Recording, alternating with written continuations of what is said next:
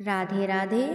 आज मैं आप सभी के बीच लेकर आई हूँ भौम प्रदोष व्रत कथा। एक समय की बात है, एक नगर में एक वृद्धा रहती थी। उसका एक ही पुत्र था। वृद्धा की हनुमान जी पर गहरी आस्था थी। वह प्रत्येक मंगलवार को नियम पूर्वक व्रत रखकर हनुमान जी की आराधना करती थी।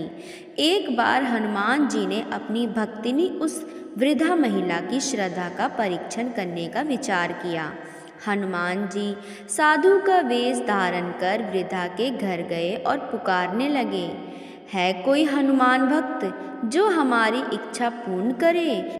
आवाज उस वृद्धा के कान में पड़ी। पुकार सुन वृद्धा जल्दी से बाहर आई और साधु को प्रणाम कर बोली, आज्ञा महाराज।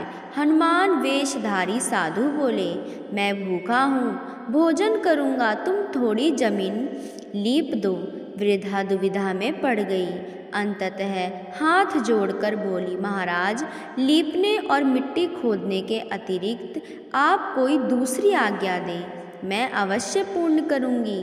साधु ने 3 बार प्रतिज्ञा करने के पश्चात कहा, तू अपने बेटे को बुला, मैं उसकी पीठ पर आग जलाकर भोजन बनाऊंगा। यह सुनकर वृद्धा घबरा गई, परंतु वह प्रतिज्ञाबद्ध थी। उसने अपने पुत्र को बुलाकर साधु को सौंप दिया। वेशधारी साधु हनुमान जी ने वृद्धा के हाथों से ही उसके पुत्र को पेट के बल लिटवाया और उसकी पीठ पर आग जलवाई।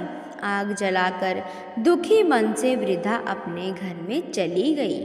इधर भोजन बनाकर साधु ने वृद्धा को बुलाकर कहा, उनका भोजन बन गया है, तुम अपने पुत्र को पुकारो ताकि वह भी आकर भोजन कर ले।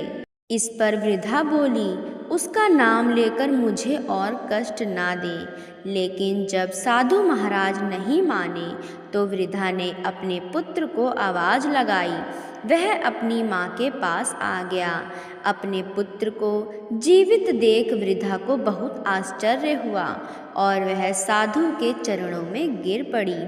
तब हनुमान जी अपने वास्तविक रूप में प्रकट हुए और वृद्धा को भक्ति का आशीर्वाद दिया।